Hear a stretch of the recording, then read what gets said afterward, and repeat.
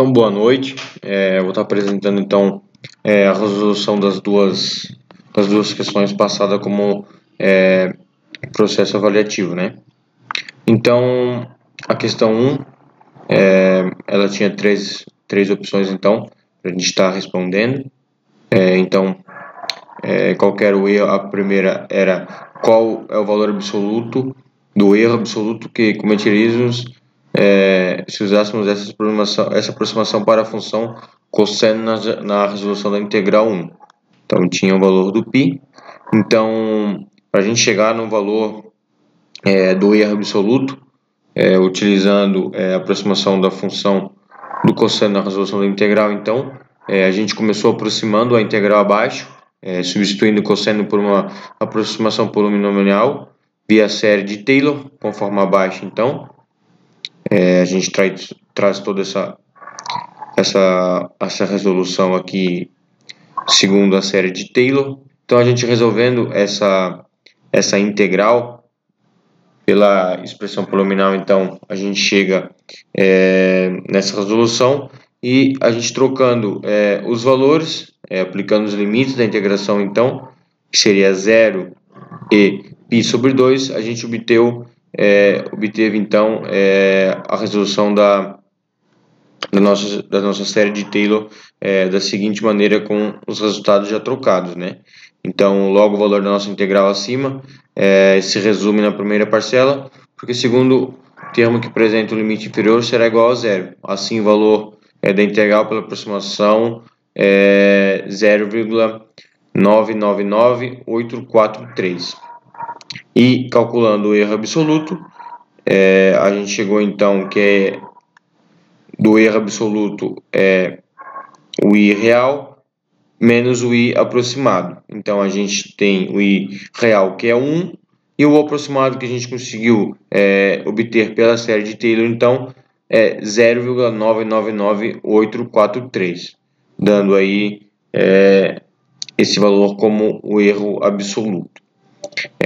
Para o erro obtido, então, ele é dado a dois fatores, né? O truncamento da variável π na sexta casa decimal e a aproximação da função cosseno por um polinômio da série de Taylor.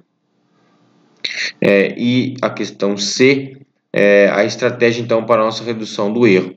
Matematicamente falando, então, o polinômio de Taylor ele fornece um resultado exato para a solução da integral da função cosseno, quando empregado no cálculo os infinitos termos da série de Taylor, bem como todos os decimais da variável π.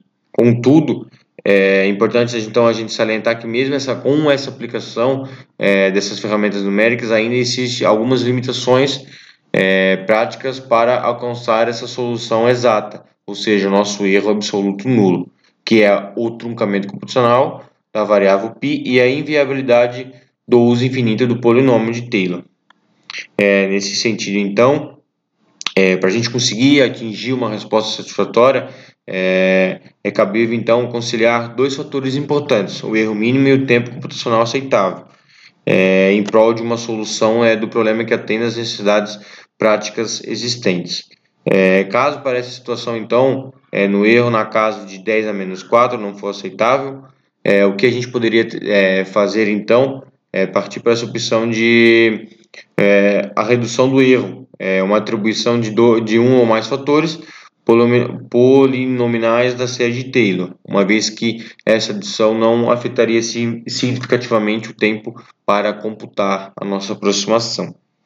Para a questão 2, a gente então ele pede que a gente encontre a aproximação para x pertencente aos reais que satisfaça a seguinte igualdade: expoente e elevado a x é igual a π. Então, para isso a gente deve atender os seguintes itens. Então, para as quatro questões que a gente tem. Então, para encontrar o intervalo a b, que contém uma única raiz para o problema, para efetuar esse procedimento, vamos passar todos os termos para o mesmo lado da equação. Então, a gente trouxe o π para o nosso lado, né? Então, ficou e elevado a x menos π igual a zero. Então, para a gente conseguir determinar um valor onde haja uma raiz para a equação acima, precisamos tratar sobre a continuidade das funções. Uma função é contínua em determinado domínio se todos os infinitos pontos contidos entre o intervalo AB assomam os valores. Graficamente, é possível representar uma função contínua conforme mostrado abaixo. Esse é o gráfico que a gente conseguiu desenvolver. Observa-se na função acima que a função f de x destaca-se em vermelho e é contínua durante todo o intervalo de a a b, porque todos os valores de x no domínio têm o respectivo valor de y. Nessa condição de continuidade, sabe que no intervalo AB haverá uma raiz real para a função, caso o valor da função y tiver sinais opostos quando aplicados no ponto x para A e x para B. Como é o caso do exemplo, o gráfico que mostramos acima. Deste modo, vamos encontrar então um intervalo para a nossa função, encontrando dois pontos de x, onde há sinais distintos no valor da função. Tomaremos os pontos de x igual a 0 e y igual x igual a 0 e x igual a 2 para avaliar o sinal da função. Então, a gente aplicou para x igual a 0 e para x igual a 2, então, a nossa função. Então, a gente obteve para e elevado a 0 menos π, ou seja, 1 menos o 3,14, a gente obteve o valor de 2,4. E elevado ao quadrado menos π, que dá aproximadamente 7,38 menos π, que é 3,14, a gente obteve o valor de 4,24. Então, nesse intervalo estipulado, os sinais da função são inversos. No entanto, é preciso que a gente garantia a continuidade da função nesse intervalo. Como qualquer valor, seja x igual a 0 ou x igual a 2, vai assumir o valor quando for aplicado a uma função exponencial, que é o e elevado a x. Logo, assume-se a continuidade da função e assim é possível assumir que há uma raiz real dentro desse intervalo. Para b, então, que a gente tome para x igual a 0 igual ao ponto médio do intervalo, a gente está usando o método de Newton, então, a gente tomou então o ponto x igual a 0 como ponto médio do intervalo AB, definindo o ínter anterior, e fazer ao menos 3 aproximações sucessivas usando o método de Newton com 8 casas decimais. Então esse método consiste em estimar a raiz a partir da inclinação da reta tangente que intercepta a função no ponto x1 menos. No momento que essa reta intercepta o eixo x, obtém-se uma melhor estimativa de raiz na função. A expressão para a nova estimativa da raiz por esse método é apresentada na equação abaixo. Então, a gente tem x inicial mais 1 e o x inicial. E a gente tem função de x inicial sobre dividido, no caso, por função linha com x inicial.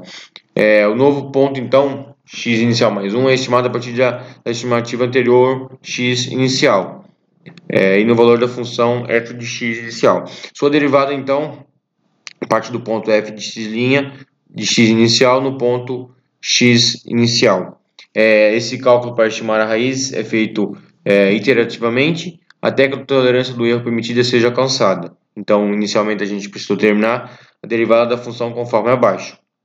Então, a gente aplicou na forma de f de x, então, o exponencial elevado a x menos π, que passa a ser e elevado a x, que é igual a x igual a 0, ou seja, x inicial, que é igual a 0 mais 2 sobre 2, com o resultado é igual a 1. Então, a gente, fazendo nessa função pelo método de Newton, então, a gente conseguiu chegar nessa interação com 3 interações, utilizando 8 casas decimais, o valor de 5,70, com um mais aproximado de 1,144.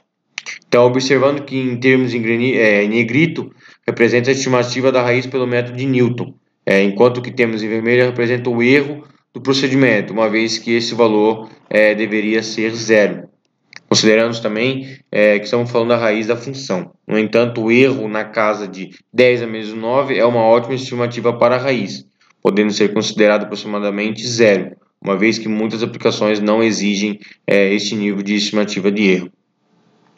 E para a última questão, penúltima no caso, vamos calcular o erro agora com base no cálculo analítico da raiz. Então a gente aplicou em cima do exponencial de x, que é igual a π, e a gente conseguiu que o cálculo acima, o valor elevado a ln, então a gente chegou ao valor de x de 1,144. No caso, π é igual, exponencial de x é igual a π, que passa a ser ln de exponencial de x, que é igual a ln de π, que passou a ser 1,144. O cálculo então realizado, a gente usou todas as casas decimais possíveis para π, arredondando o valor da raiz na oitava casa decimal como foi solicitado. E calculando o erro entre o valor calculado acima e obtido pelo método de Newton, a gente chegou então, calculou o x real, com o x aproximado a gente obteve aí um erro de zero. Então a gente conseguiu o erro absoluto, né? Observe que o cálculo do erro então resultou em zero, uma vez que a aproximação pelo método de Newton resultou em um valor da função na casa de 10 a menos 9. Como foi considerado 8 casas decimais para os cálculos, o erro é considerado nulo, quando é calculado o erro absoluto. De modo geral, erros nessa ordem de grandeza podem ser represados, pois em sistemas reais não há usualmente precisões tão elevadas requeridas. E, por fim, para esse problema não seria necessário reduzir o erro, né? Uma vez que foi na ordem da grandeza de 10 a menos 9. Contudo, se eventualmente fosse necessário um erro inferior a este, seria possível realizar mais iterações do método, e este convergiria rapidamente para a solução desejada, uma vez que é característico do método de Newton a rápida convergência. No entanto, ressalto-se que a estimativa inicial foi bem aproximada ao valor verdadeiro de raiz. Caso fosse mais distante, seriam necessárias mais que 3 interações realizadas para atingir o nível do erro alcançado com esse procedimento. Por fim, destaca-se o método de Newton é bem aplicável a este problema, devido à facilidade em calcular a sua derivada. No entanto, se a derivada analítica fosse altamente custosa, poderia usar o intervalo AB, definido no item A, e utilizar aqueles 2 pontos para determinar o valor da raiz, utilizando o método da secante, o qual também tem características de rápida convergência, contudo não necessita da derivada analítica da função. Ao invés disso, utiliza-se 2 pontos para estimar a derivada pela reta secante que cruza 2 pontos da função. E essa é a resolução das nossas questões para o método avaliativo.